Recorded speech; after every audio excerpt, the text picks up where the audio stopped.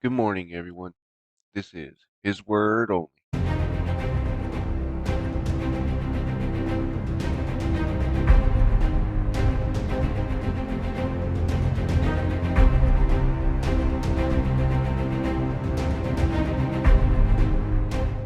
All right, let's get right into God's Word.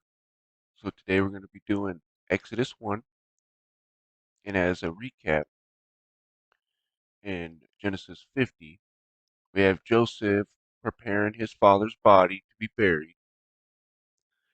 Then they head up, and this shows you how much respect that Joseph got, as there was a very large company that came with him.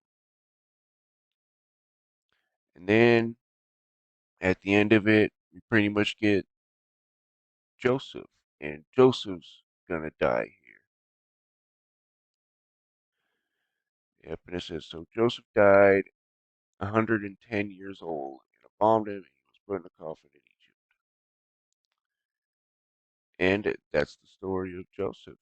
So we're on Exodus 1. Now these are the names of the children of Israel, which came into Egypt. Every man and his household came with Jacob: Reuben, Simeon, Levi, Judah, Issachar, Zebulun, Benjamin, Dan, Naphtali, Gad, Asher. And all the souls that came out of the loins of Jacob were 70 souls, for Joseph was in Egypt already. And Joseph died, and all his brethren, and all that generation. And the children of Israel were fruitful, and increased abundantly, and multiplied, and waxed exceedingly mighty, and the land was filled with them. Now there arose up a new king over Egypt, which knew not Joseph. And he said unto his people, Behold, the people of children of Israel are more and mightier than we. Come on, let us deal wisely with them, lest they multiply.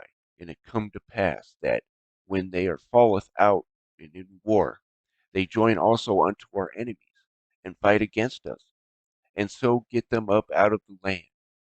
Therefore they did set over them taskmasters to afflict them with their burdens. And they built for Pharaoh treasure cities, Pithom and Ramses.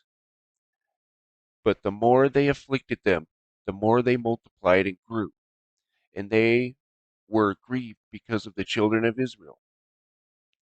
And the Egyptians made the children of Israel to serve with rigor, and they made their lives bitter with hard bondage, in mortar, and in brick, and in all manner of service in the field. All their service, wherein they made them serve, was with rigor.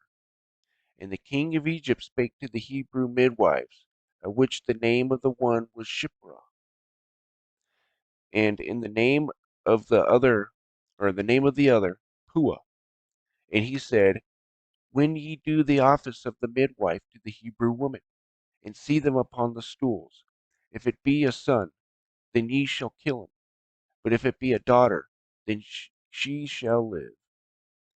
But the midwives feared God, and did not as the king of Egypt commanded them, but saved the men children alive.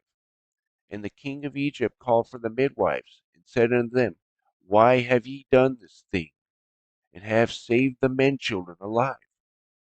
And the midwife said unto Pharaoh, Because the Hebrew women are not as the Egyptian women, for they are lively, and are delivered ere the midwives come unto them.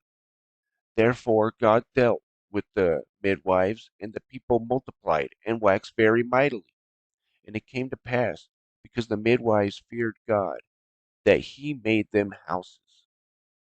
And Pharaoh charged all his people, saying, Every son that is born ye shall cast into the river, and every daughter ye shall save alive. And that is the end of Exodus chapter 1.